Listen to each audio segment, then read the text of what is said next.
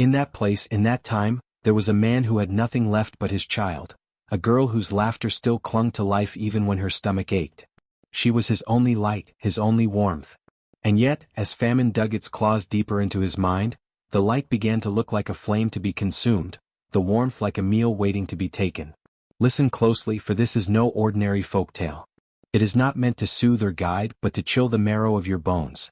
It is the tale of how hunger can turn a father's love into a hunger far more terrifying than death itself. And it begins, as all terrible stories do, with silence so deep it presses against the heart, and the whisper of a truth too dreadful to speak aloud. In a time when famine turned people into shadows, even love could not escape hunger's teeth. The earth had forgotten how to breathe. Its skin was cracked and broken, a patchwork of dust and stone that once bore green fields and golden harvests. Where rivers once carved silver lines through the land, now only shallow scars remained, dry and lifeless, their beds littered with brittle reeds that crumbled at the touch. The sun no longer gave warmth, it only pressed down upon the land like a punishment, squeezing the last drops of life from soil, from seed, from man. The granaries, once heavy with corn and millet, stood hollow. Their doors creaked when the wind pushed through, sighing like empty stomachs. Rats no longer scurried within. Even they had abandoned this place when the last kernel was gone. And the people looked more like shadows than flesh. They moved slowly, their faces pale and gaunt, their eyes sunken into sockets that seemed too large for their skulls. Skin clung to bone like old cloth stretched too tight. When they spoke, their voices cracked like branches, brittle with thirst and weakness. Yet still they whispered. Hunger steals strength, but it never steals fear, never silences the tongue. Who took the last of the beans from the chief's storehouse? I heard it was old Mama Io, her children have not eaten in days. No, it was the spirits. The ancestors are angry. We did not give the offerings last season, and now the curse is on us all. Offerings? What offerings can we make when the ground gives nothing? The gods cannot eat dust any more than we can. They say in the northern village people have begun boiling grass. Grass. Like cattle. At least cattle live to eat it. We will die before it fills our bellies. These whispers rustled through the air like dry leaves, carrying blame, carrying superstition. Men looked at one another with suspicion, mothers clutched their children closer, and even the elders no longer spoke of tomorrow. In the midst of this famine lived a man. His name is lost to time, as though even the earth itself wished to erase him. He had once been a farmer, strong of arm and proud of his fields. The land had given him a wife, gentle and hard-working, and in time, a daughter, his only child. But the famine is a thief that robs not only food but families too. His wife was claimed in the first year of hunger, her body too frail to withstand the weight of emptiness. The man buried her beneath a tree that no longer bore fruit, and from then on, his world shrank to a single figure, his daughter. She was small, perhaps no more than 8 summers old, yet her spirit seemed untouched by the famine's cruelty. While others sat in silence, she would hum little songs she half remembered, her voice thin but sweet, like the last honey in a broken comb. Her laughter, though rare, was like water trickling over stones. It startled the ears at first, almost forgotten, and then filled the heart with ache. She played in the dust with bits of wood and stone, pretending to cook feasts in broken pots, shaping little figures with her hands. She would carry sticks as though they were dolls, dress them in scraps of cloth, and tell them stories her mother once told her. In her small world, food was plenty, and the air was still filled with joy. Her father watched her, torn between sorrow and wonder. To him, she was the last ember of warmth in a world gone cold.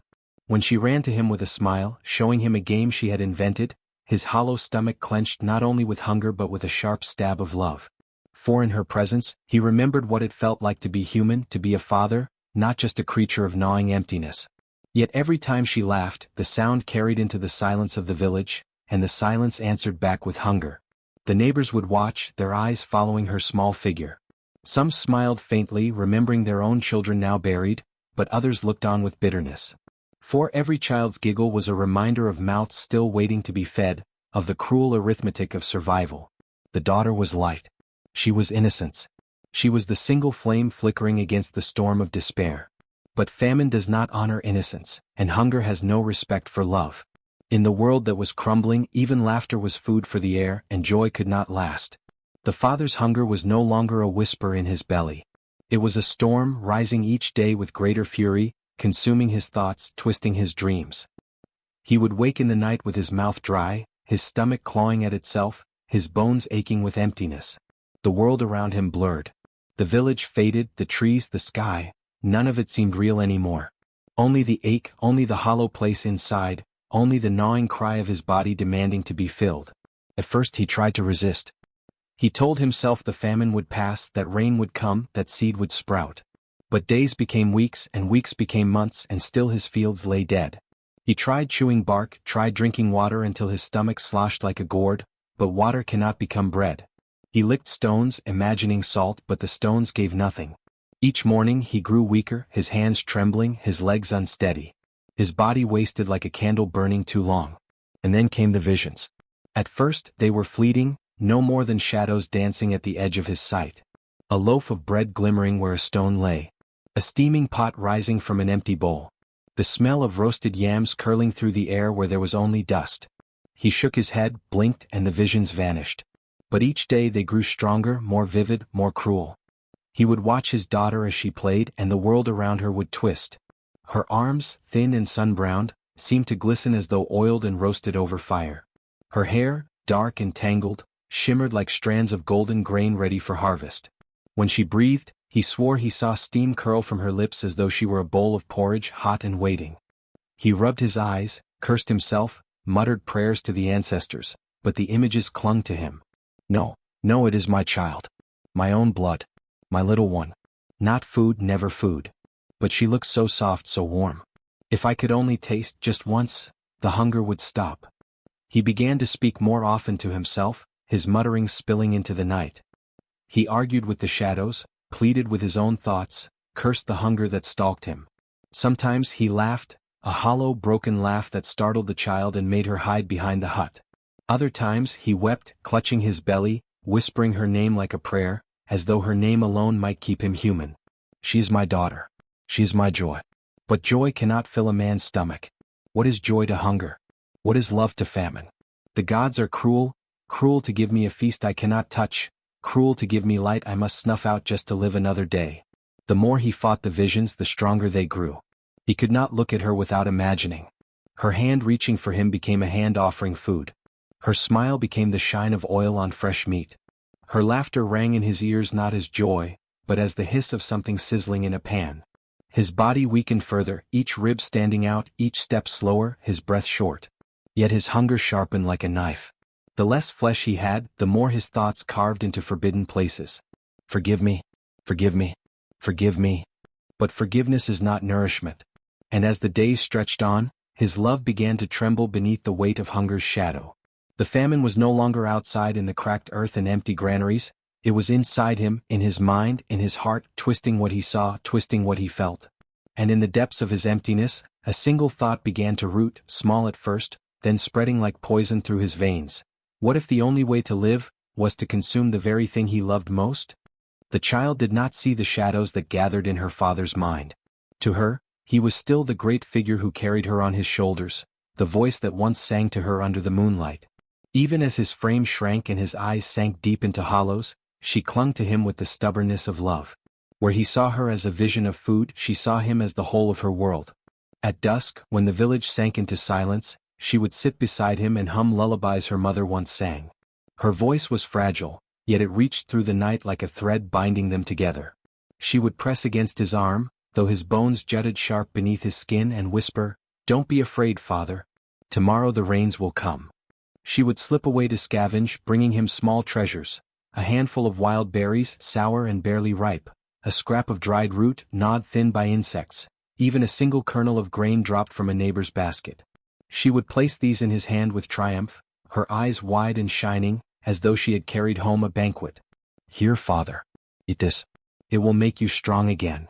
And he would take it, though the root stuck in his throat, though the berry was no more than a spark against the inferno of his hunger. He would eat it because it was given by her hand. He would swallow it because it was all she had, all she could do for him. And still, the hunger inside him only deepened, mocking these offerings, whispering that the true feast sat before him every day. At night, when she lay curled beside him on their mat, she would breathe softly against his chest. He listened to the rise and fall of her breath, warm against the cold emptiness inside him.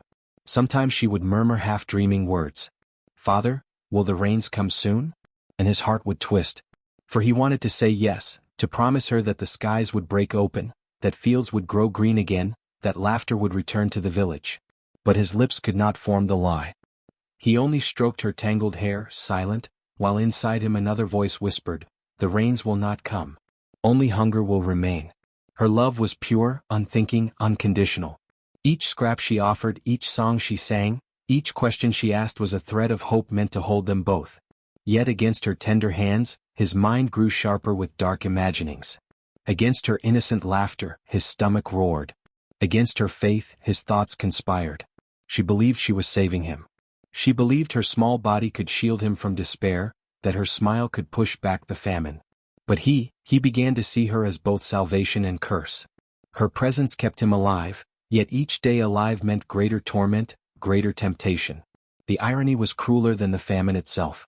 For the little girl's love, bright and innocent, was meant to keep her father human.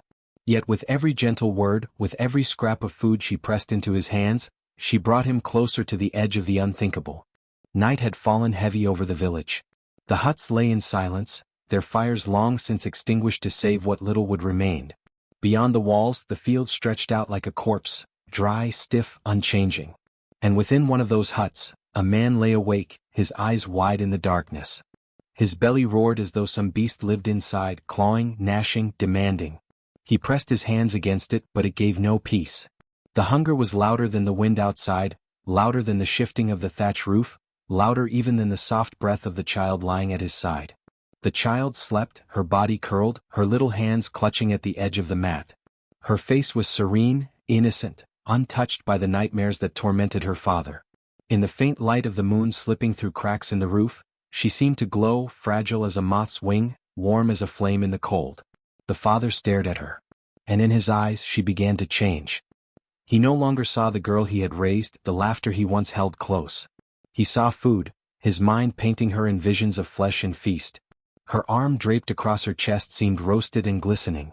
Her breath, soft and slow, rose in little clouds of imagined steam. Her hair spread across the mat shimmered like ripe stalks of grain, golden and waiting to be harvested. No, it is my daughter. My child. She is not food. She is not, she cannot be. But she can. She must. Your body cannot endure another dawn. She lies here warm and soft while your belly rots with emptiness. She is salvation. She is survival. She is love. She is all that remains of me. If I take her, I will lose more than hunger. I will lose myself. What is self when the body dies? What is love when bones break under famine? The gods are silent. The earth is empty. No one will save you. Only she can. Only she. He clutched at his head, pressing his palms against his ears, as though he could silence the voices. But the voices were not outside. They were within, born of hunger, born of despair, born of the madness that grows in emptiness. His body shook, sweat cold on his skin though the air was dry. His breaths came quick and shallow as though he were drowning, though there was no water left in the world. She stirred in her sleep, rolling slightly, and her hand brushed against his arm. Even in dreams she reached for him, trusting, unknowing. The warmth of her touch was almost unbearable. His eyes filled with tears that burned as they fell down his hollow cheeks. Why did the gods leave me this? Why did they leave me you? If they meant for you to live, they would have given us food. If they meant for me to love you, they would not have cursed me with this hunger. What am I to do, little one? What am I to do? The night offered no answer. The silence of famine pressed down heavier than the roof, heavier than the sky itself. No bird called, no insect stirred, not even the wind carried comfort. It was as though the world held its breath, watching, waiting, knowing what he would do. He rose slowly, his body trembling, bones creaking like the branches of a dead tree. His eyes never left her as he moved. He reached for the place where he had hidden the blade, a small knife once used for cutting roots, for skinning animals when there had been animals to skin. Its edge was dull, but it would suffice.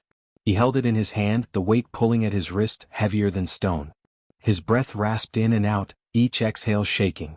The voices inside him had gone quiet now. There was no more argument, no more pleading. Only the hunger remained, clear and certain, as though all the world had narrowed to a single command. He looked at her one last time. Her small face relaxed, lips parted in sleep, the faintest trace of a smile still lingering as though she dreamed of rain, of fields, of a world without famine. He looked, and for a moment, A shred of humanity flickered in his eyes. But it was weak, and hunger is merciless. He lifted the knife, and the night held its breath. The knife hovered in the dark, catching what little moonlight slipped through the roof's broken thatch. For a moment, time seemed to splinter. His hand trembled, not with choice but with inevitability. The hunger had taken root, grown, and now it bloomed, black and terrible, demanding its harvest. He pressed the blade down. It moved through the air, through the silence, through the last fragile barrier between father and child. Her breath caught once, soft, confused in sleep, and then stilled. The hut did not shake. The earth did not split. Only his heart, though by now it was too hollow to break. And then the visions came in floods. Her body no longer looked human in his eyes. It shifted, bent, became food before him. He saw flesh shimmer into roasted meat, steaming as though taken fresh from fire. He saw her hair scatter into golden grains, a pile of rice tumbling from her scalp. Her breath became the mist of hot broth. Her small fingers seemed like plantains, tender and glistening with oil. Every piece of her transformed under the madness of famine's gaze. He set to work, though his hands shook. He whispered broken words as he cut, as though in prayer, though no God could listen to such a plea. Forgive me, my child. I cannot stop. I cannot stop. The knife became his salvation, his curse. Each sound of it striking against bone was a drumbeat of despair. He lit what little firewood remained, the flames licking at her, turning his madness into scent. And oh, the scent! It rose into the air as though the gods themselves had set a feast before him. The smell of stew, of bread, of roasted meat. He closed his eyes and breathed it in, his body trembling, his soul unraveling. The hut filled with phantoms of food. He saw bowls of steaming rice, pots of yam pounded smooth, baskets of cassava bread fresh from the oven. The little body was gone. In its place was a banquet, the feast of a king. His eyes glazed with tears and hunger as he reached forward. See? You are saving me. You are still my light. You are still my joy. And he ate. He tore the visions with his teeth, swallowing mouthfuls that seemed at once divine and monstrous. Each bite filled him with warmth, with strength, with life. Yet behind each taste lingered the echo of her laughter, the sound of her asking about the rains, the press of her hand in his. Still he ate. He could not stop. The whispers rose with every bite. At first they were the voices of famine, hissing in triumph, mocking him. Eat, eat, you are no man now, you are hunger-given flesh. Then came other voices, softer yet sharper than any blade. The voices of the dead, the voices of his wife, his ancestors, the voices of children long buried. You could not keep me. And now you could not keep her. Father, will the rains come soon? Do not ask me that. Do not speak to me now. I did what I must. I did what hunger commanded. But the voices would not cease. They coiled around him, filled the hut, filled his ears, until the sound of chewing became the sound of wailing, the taste of meat became the taste of ashes. He pressed his hands to his ears, his mouth to the food, and still he ate, though every bite was pain, though every swallow carved another scar into his soul. When the last bite passed his lips, when the visions of rice and bread were gone, he sat in silence. His belly for the first time in years was full. The hunger that had haunted him, torn at him, enslaved him, it was gone. His body sighed with relief, his muscles loosened, his breath slowed. And yet, the silence was heavier than ever. For now he was filled but not with life. He was filled with loss. With shame. With the weight of a love devoured. His child, his daughter, his only light, she was inside him now, not as laughter, not as warmth, but as meat. He bent forward, pressing his face into his hands, rocking slowly, muttering to himself. I am saved, but I am damned. Forgive me, little one. Forgive me. Forgive me. The famine had claimed her as it claimed all things, but it had not taken her gently. It had turned her father into her executioner, her devourer. And in the dark of that hut, with a full belly and a hollow soul, he became something less than human, something hunger had carved from a man. And outside, the night stretched on, silent, endless, as though the world itself refused to bear witness to what had been done. His hunger ended, but his emptiness began. The hut lay still, heavy with the ghost of fire, the scent of smoke clinging to the rafters. Ash floated in the air, settling on the floor where her laughter once danced. His belly was full, an alien fullness, obscene in a land where famine had stripped everybody thin. But his soul collapsed in on itself, a house whose beams had rotted and caved. He sat hunched in the dark, arms wrapped around himself. The silence pressed on him until it spoke. At first it was only the whistle of the wind. Then, threaded through it, the soft murmur of a child's voice. "Father, was I not your joy? Was I not enough? No, no, you were my joy, my light, my only reason. I could not stop. Forgive me. Forgive me." He pressed his palms to his ears as if flesh and bone could block out memory. But her voice was inside him now, stitched into every beat of his heart, every breath that filled his stolen stomach. "Father, I sang for you. I brought you scraps when I had none for myself. I waited for the rains beside you. And still you made me into food." He staggered to his feet, swaying. The world spun.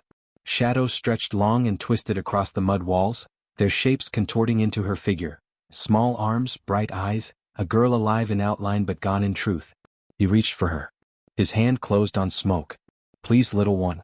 Don't leave me. Stay with me here. I will never harm you again." "I will." "You already did." Her face bloomed in the ashes of the fire pit, her smile rising from the gray dust, her eyes shimmering in the coals. He stumbled closer, falling to his knees, his fingers digging into the ash until they blackened. He smeared it across his face, his chest, as though by painting himself in her remains he might bring her back. His body groaned with the weight of fullness, yet his spirit starved. He clawed at his belly, cursing it, striking it with his fists. "Why are you full when she is gone? Why do you live when she had to die?" He tore at his skin as if to let her out again, to reverse what had been done. But no knife could carve her laughter back, no wound could restore her small hand in his. The famine had taken her, and through him it had become complete. "Father, I loved you. Even in hunger I loved you. And I loved you. Too much. Not enough. Never enough." His mind cracked further. He began to see her everywhere, in the flicker of shadows on the wall, in the drift of dust through moonlight, in the hollow sockets of starving villagers who peered into the hut from afar. Her presence was no longer tethered to flesh. She had become the famine itself, filling every silence, haunting every breath. He rocked back and forth, a child himself now, keening low and broken. His stomach gurgled with grim satisfaction, but inside his chest, a cavern yawned wider than hunger had ever been. For hunger could be sated, but guilt was endless. The night stretched long, merciless. He prayed for sleep, but each time his eyes closed she appeared, standing at the edge of the hut, smiling gently, then dissolving into ash. He prayed for death, but his body betrayed him by clinging to the strength she had given him. He was full. He was alive. He was damned. And as the first pale light of dawn bled into the horizon, he sat in the ruins of himself, a father without a child, a man without a soul, a vessel not of hunger but of horror. The famine had spared his body, but it had consumed his heart. And the wind, carrying the echo of her voice, would not let him forget. It began as whispers, threads of rumor weaving through the famine-stricken streets. Someone had seen the father's hut, its fire burning late into the night though no food remained. Someone had noticed the little girl's absence, her laughter silenced, her small footsteps gone from the dust. "They say he ate her. No, it cannot be. Her voice is gone, but his belly is not empty. Monster. Devil. Cursed." The whispers grew into certainty, and certainty became fear. The villagers turned their eyes away when he passed. Mothers pulled their children close, shielding them as though his hunger might leap from his shadow into theirs. Men spat curses into the dirt as his feet dragged by. None raised a hand against him, no one needed to. Their silence was punishment enough. He walked among them hollow-eyed, their stares pressing heavier than famine itself. They gave him no food, no shelter, no word of kindness. To them, he was no longer father, no longer man, but a walking warning, the fate that awaited if hunger triumphed over love. And so he became a shadow wandering the edges of the village, the echo of his daughter clinging to him still. Where once he had carried her laughter on his shoulders, now he bore only their curses. A man who fed his body but devoured his soul. And so the tale was carried from tongue to tongue, from fire to fire, until it became more than memory. It became a warning. Hunger devours love. It gnaws not only at the belly but at the bonds that hold families together. In its jaws even the tenderest heart may splinter. Desperation turns humans into monsters. It strips away name, kinship, honor, leaving only the raw instinct to feed, no matter the cost. And some sacrifices curse the land forever. The daughter's laughter, once the only light in the famine's dark, was swallowed by her father's hunger. In that act he did not only lose her, he poisoned the soil of memory itself. And so, when the wind wails through the starving fields, they say it is the daughter crying, a child who became food.